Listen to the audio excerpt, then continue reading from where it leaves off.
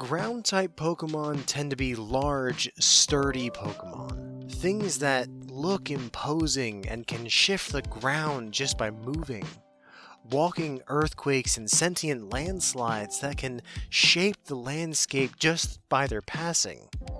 Things that aren't allowed near cities because they could cause untold destruction.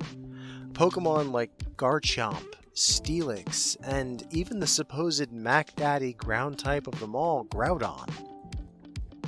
And then there's Diglett, a head poking out of the ground. Hello everyone, and welcome back to the Pokemon Care Guides. Today, we'll be going over the ground mole Pokemon Diglett and its evolution Dugtrio. Diglett itself is a small Pokemon, only sticking 8 inches over the ground and weighing just under 2 pounds. The Pokemon itself is a small brown shape that sticks out of the ground, with 2 small black eyes and a large pink nose. Funny enough, this small stature of the Pokemon makes it the smallest and lightest ground-type Pokemon out there, so that should be nice. And its evolution is 3 Digletts all forming one body. Look, this line is very simple appearance-wise, and honestly, it's pretty simple overall. I mean, sure, they get a bit taller at 2'4" and a lot heavier at 73 pounds, but it's not that big a change when you look at some of the other Pokemon out there. This probably won't be a long and complex guide like the Ekans one. And for those of you wondering, I'm not going to be talking about the Alolan version of these Pokemon in this guide. Like I said in the Pikachu and Rattata guide, I'll be covering those later on. I would say that they're different enough to warrant their own guide, so I'll talk about them when it gets to the rest of the Alola Pokemon far into the future. On that note, we should also mention the Wiglett line from Paldea. While they do share many similarities, and their names are even very similar, they are in no way related to one another. Alolan Diglett and Cantonian Diglett both are descended from the same ancestor, so while being different species, they are related to each other. Wiglett is from a completely different ancestor altogether. It just evolved over the many years to resemble and fill the same ecological niche that Diglett does. So Wiglett and Wugtrio will be when we get to the Paldea region, especially since they're even more different from Diglett than Alolan Diglett is. Enclosure. This Pokemon is going to be a pain to contain, because they need a lot of space, they need to consistently be able to dig, and you need to contain them so they don't just dig off into the sunset and ruin your neighbor's flower bed that they spent 4 months pruning and watering. Which, unfortunately, means that this is going to be a big enclosure, and I mean big. Luckily, it's not actually that complex though. So the basic idea is that you're going to need to build an underground enclosure that has hardened walls that you can then fill with dirt and allow your Pokemon to move around in. Like I said, not terribly complex. You can get companies to come in with industrial equipment and they can dig the hole and line it with a material that is hard enough that even ground Pokemon like Diglett and Dugtrio can't break through the walls. The issue comes with the size, like I said. The problem with the Diglett line is that they continuously keep digging and therefore need a lot of space. In all honesty, the best dimensions that I could find are 165 feet long, 80 feet wide, and a minimum of at least 15 feet deep. You're essentially going to be getting a competition-sized swimming pool and filling it with dirt. Which sounds weird, but hey, it's what you gotta do. On a side note, if you just plan on getting a Diglett and keeping it that way using Everstones, then the enclosure could be half the size. But as most Diglett will evolve into a Dugtrio, I'm just going to go ahead with the larger sized enclosure. As I said, once I guess I'll call it the frame? Once the frame and the walls have been put up, you'll be filling it with dirt. And sure, you could use any old dirt that you wanted to, but there is a way to set the dirt up as to make it best for the Pokemon. The best thing to do with your Pokemon is have layers where there are different kinds of dirt, kind of like those layered cakes you can get at the store. The bottom 2 or 3 feet of the enclosure should be a hard-packed, rocky soil. This will act as a stable base for the enclosure, and also act as a deterrent to the Pokemon from digging too far down. While yes, they could dig through it if they really wanted to, they prefer to dig through less tough material, and so they'll generally avoid this layer.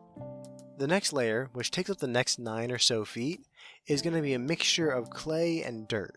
This will offer a lot of compactability to this layer, and allow your Pokemon to dig itself a system of warrens and tunnels without having to worry about tunnels collapsing on them too often. As well, the clay in the soil will help keep water from reaching too far down into the enclosure, as, being ground types, they aren't a big fan of water. And then the final layer, the last 2 or so feet to the surface, should be topsoil. Something nice and loose that your Pokemon can stick its head up through and then have the opening collapse behind it once its head goes back underground. This is important as it provides the Pokemon a feeling of safety, like its warren won't be found out so easily by predators. This is also a good thing because too much direct sunlight to this Pokemon is unhealthy, as it can cause their blood to heat up, therefore causing bodily harm. As for other Pokemon that can be housed with the Diglett line, other Diglets are an absolute yes. In the wild, these Pokemon actually live in large colonies.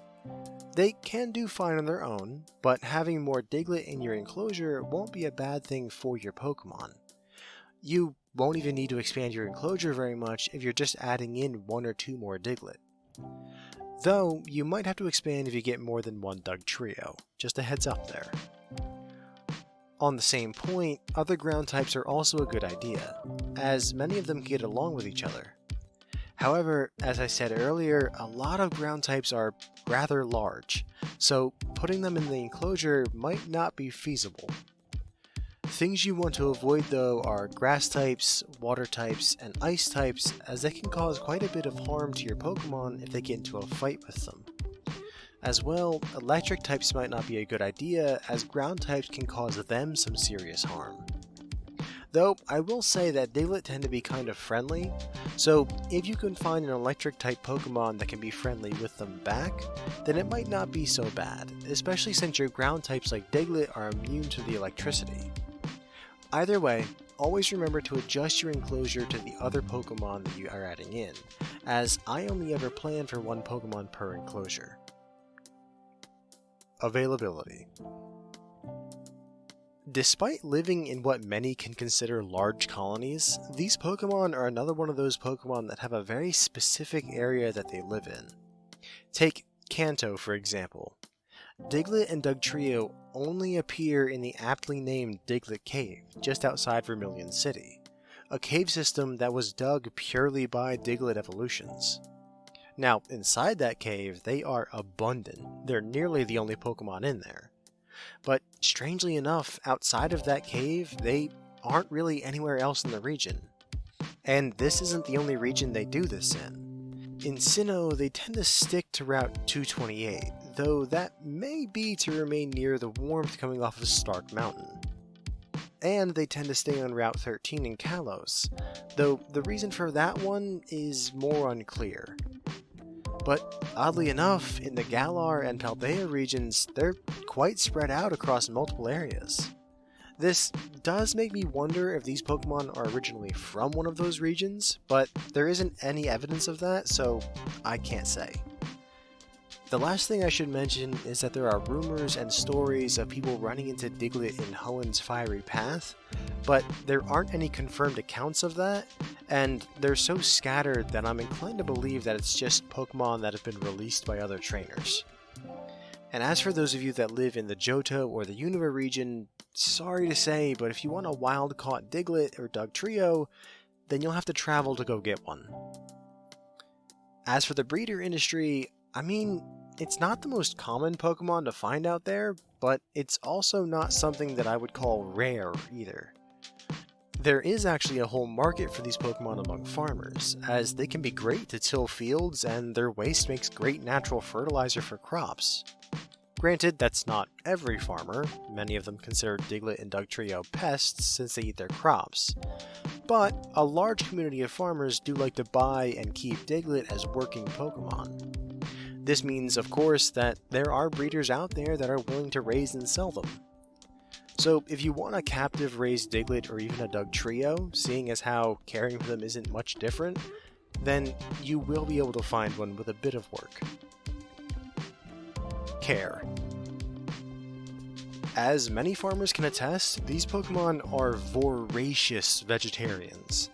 They will gladly eat any crop that they can get to underground, leading to a bit of tension between some farmers and the Diglett line.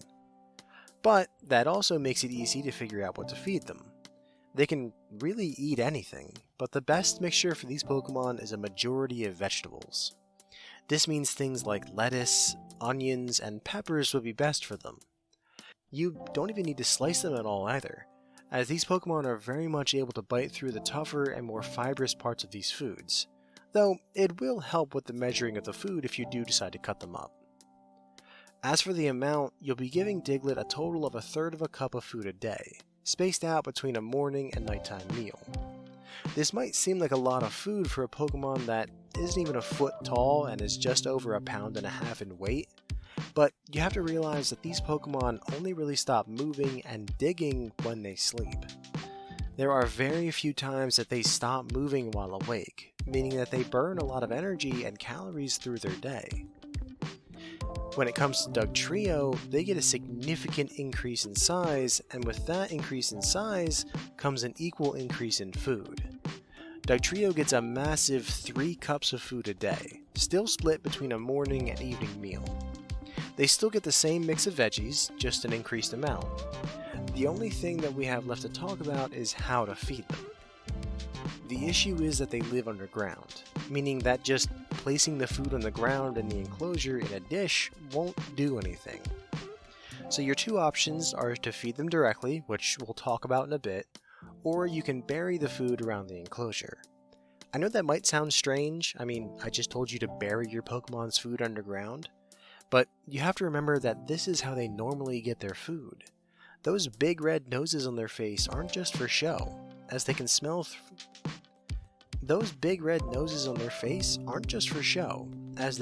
food through feet of dirt, meaning that if you bury your food, they will still be able to smell it and track it down.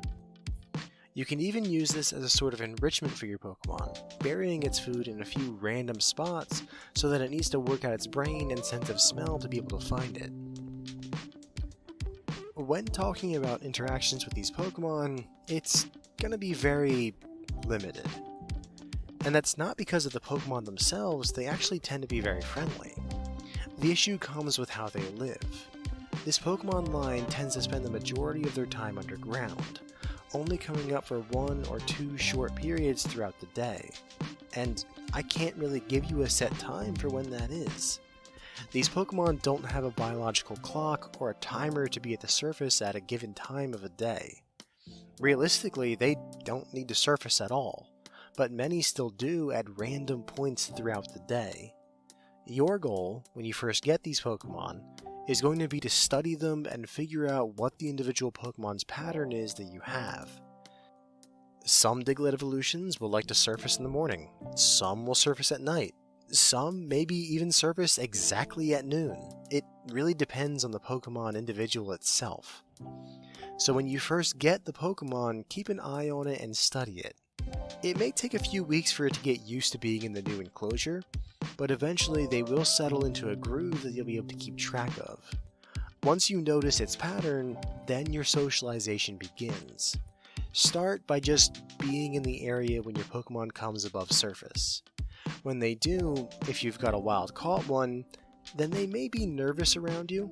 Try to speak to it gently in a nice gentle tone, and slowly approach it in a non-threatening way. If it starts to retreat underground, stay still, but continue to try and soothe it. As well, take a portion of its next meal and offer it to it in your hand, showing that you don't mean it harm and are willing to share food with it. It might not be willing to get close right away, and that's okay. If, after about 10 minutes, it doesn't come closer, then let it be. You don't want to stress the Pokemon out too much after all. Continue to try every day, and don't get discouraged because it may take some time. But over time, your Pokemon should warm to your presence, recognizing you as a friendly person and that you don't mean it harm. Once it allows you close enough to eat from your hand and to allow you to reach out and touch it, then you've pretty much solidified your relationship with it. You should still be careful not to startle it too badly through sudden movements and loud noises, as that can set your relationship back a few steps. But by this point, it should trust you enough to forgive a few mistakes. After that, you should be able to feed your Pokemon by hand if you don't feel like burying it for its next meal. And when your Pokemon does come to the surface, if you're nearby, they will at least come over and greet you. Unfortunately, that is usually the majority that you can do with these Pokemon. Also, I should mention that if you get a breeder-raised one, then this step is going to be mostly completely unnecessary, as a breeder-raised Pokemon tends to be more used to people. The last thing I want to talk about with these Pokemon is the cleaning, and more specifically, the health of the soil that they live in. Luckily, it won't be like with Oddish, where you need to consistently keep the soil at a certain pH level or spread fertilizer to re-energize the nutrients in the soil. In fact, you most likely will need to do the opposite. The waste that these Pokemon produce is naturally packed with nutrients and breaks down quickly, acting as a great fertilizer. And they are mostly underground, which does come with added benefit that you don't need to clean up after them very often. However, this added fertilizer waste is going to make any grass that grows on the surface of the enclosure grow much faster than the rest of your lawn. For the comfort of your Pokemon and the ease of access for you into the enclosure, you should keep this grass cut very short, meaning you'll have to mow it probably once a week, if not more. As well, you may have noticed that I haven't mentioned a water dish or anything of the like. That's because these Pokemon get most of their water from two sources. One is their food, from things like lettuce that are mostly water content. But the other major way that they get their water content is through groundwater. As I mentioned, a good layer of the enclosure should be a nice clay and soil mix, not allowing very much water to penetrate very far into the enclosure. But they do come up to the top layer for the groundwater that has penetrated the topsoil layer. This means that you need to make sure that the water that comes through is clean. So you need to avoid any kind of chemicals or pesticides that could get absorbed by the water and brought down into the ground. It can very quickly lead to your Pokemon getting very sick and needing a trip to the Pokemon Center. And nobody is happy when you need to make an emergency trip to the Pokemon Center. Cost. Food is going to be easy to get a hold of. It's just common veggies that you can buy at the supermarket or farmer's market nearby, or you can even grow them yourself. If you get them from the store, then they will probably cost you in the low category, or possibly the moderate one depending on how much you buy. Just be sure to wash them before you feed them to your Pokemon, as you're never sure what kind of chemicals were used in its growth. If you decide to grow them yourselves, then it might even bring this cost down to the very low category, though it will take you more time and energy on your part. The Pokemon itself won't be too much either. Diglett will be sitting squarely in the low end of the moderate category, mostly because they're so easy to raise together in the same enclosure that having one isn't that different from having a dozen. When it comes to Dugtrio, the price will shoot up to the high end of the moderate category, or possibly even into the high category itself. This is mostly because you can't house as many of them together without needing to expand the enclosure, and they cost a bunch more in food care. Unfortunately, the enclosure is going to be the part that will break the bank. We're talking thousands of dollars to put in this enclosure. You will need to hire a company to come in with heavy-duty excavating equipment and Pokemon, and tons of concrete to line the sides. Then you'll need to buy the correct soil and fill the enclosure with it. So yeah, needless to say that you're going to be deep into the very high category for this. Conclusion. These would be great pets to have if it wasn't for the enclosure cost. They're friendly, easy to care for, and even kind of cute. Even Doug Trio, I would say that they could end up being great family pets. But the enclosure cost is so prohibitive to so many people. You need land and money to own these Pokemon. And so many people for whom a Diglett or Doug Trio would be amazing just can't do it. If it weren't for that, then I would say that these could easily be the perfect Pokemon partner for you. Thank you all for listening, and please join us again next time when we talk about the feline Pokemon Meowth and its evolution into the large cat Pokemon Persian. Have a wonderful night, everyone.